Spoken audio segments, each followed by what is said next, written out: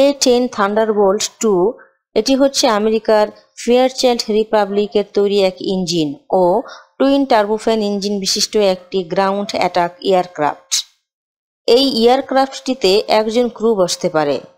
খালি অবস্থায় এর ওজন 11,321 কেজি, লোডের অবস্থায় 13,782 কেজি এবং সর্বোচ্চ 23,000 কেজি নিয়ে এটি উড্ডয়ন করতে পারবে। এটি সর্বোচ্চ 45,000 ফুট উপরে উঠতে পারে এবং এর রেট অফ ক্লাইম্ব মিনিটে 6,000 ফুট। এর গতি ঘন্টায় 706 কিলোমিটার এবং 5,000 ফুট উচ্চতায় সর্বোচ্চ 833 কিলোমিটার গতিতে উঠতে পারে। অস্ত্র হিসেবে এতে রয়েছে 1x30 mm GAU 8x8 অ্যাভেঙ্গা রোটারি ক্যানন। এর ক্যাপাসিটি 1350 রাউন্ড।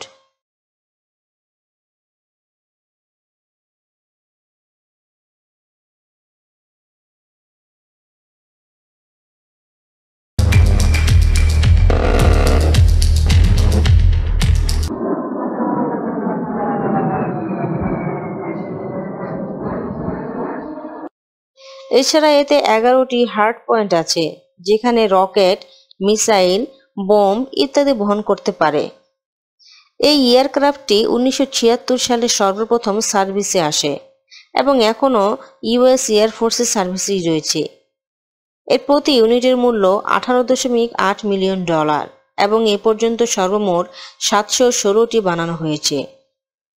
এই এয়ারক্রাফটটি এ পর্যন্ত অনেকগুলো অপারেশনে ব্যবহার করা হয়েছে এবং ব্যাপক সফলতাও দেখিয়েছে, যার মধ্যে operation desert shield, operation desert storm, the Balkans, গ্রেনেডাতে অপারেশন আর্জেন্ট ফিউরি উল্লেখযোগ্য। এছাড়াও কুয়েতের উপর ইরাকের আক্রমণে ইরাকের বিপক্ষে আমেরিকান বাহিনী এটি ব্যবহার করেছে এবং সেখানে এই এয়ারক্রাফটটি নিজের সক্ষমতা দেখিয়েছে।